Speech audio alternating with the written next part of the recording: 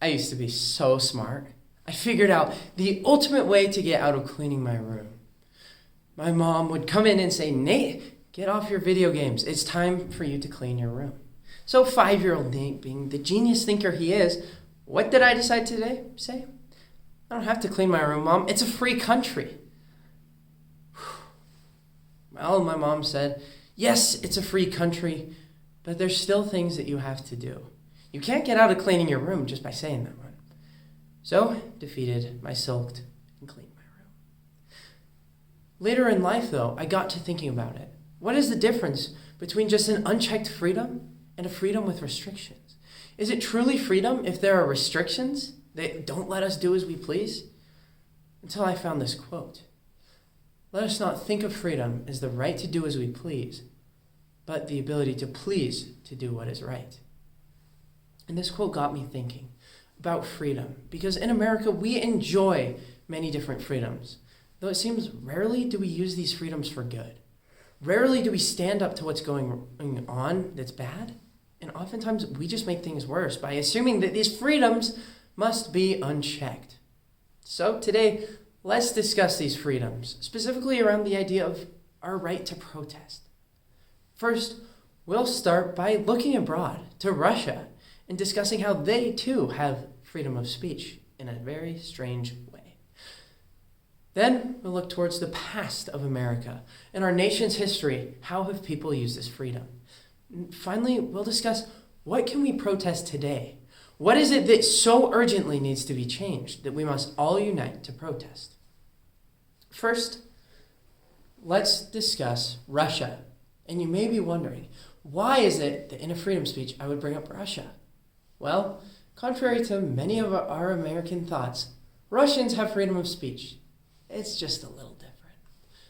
Section 29 of the Russian Constitution says that all of its citizens shall enjoy freedom of speech, the press, and to protest. Perfect. It reminds us of here in America. There's another part that's coming up, though.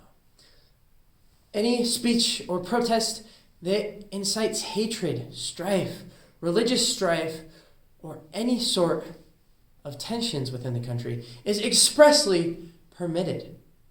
Yeah, you heard that right. So in Russia, you're allowed to have freedom of speech. You can speak up for what you believe in, as long as it doesn't offend anyone in the current government. If it does, well, too bad. You get sent to jail. In America, we don't realize this, but freedom is not there just because it's written down. What makes freedom free, what makes this freedom so important to us is the fact that we can exercise it.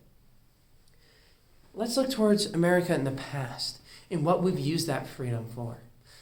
We can recall the March on Washington, where Martin Luther King brought hundreds of thousands of people to protest civil rights conditions for African Americans.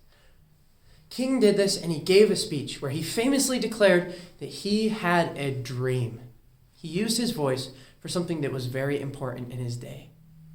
Unfortunately, Martin Luther King was assassinated shortly after this. But that paved way from King's speech to his untimely death for the Civil Rights Act of 1964, signed by Lyndon B. Johnson. Americans used their ability to speak, and unlike Russia, they could speak against the government. And they used that ability to do what is right. They used it to stand up for the lowest members of society. And so justice was achieved. But we're not perfect today. What can we protest? I'd say what we need to protest is this nation's politics. We need to protest the fact that in our country, if you're not blindly loyal to one party or another, you're a sellout.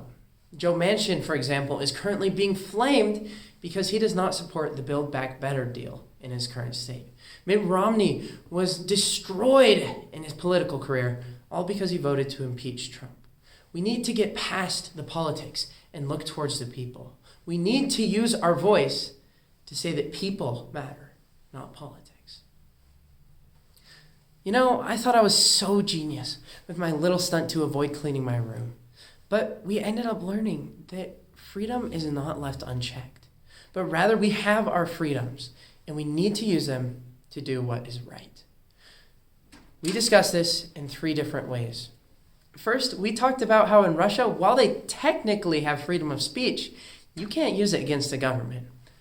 After that, we went ahead and we discussed how in America's past, we've protested and we've gotten change through.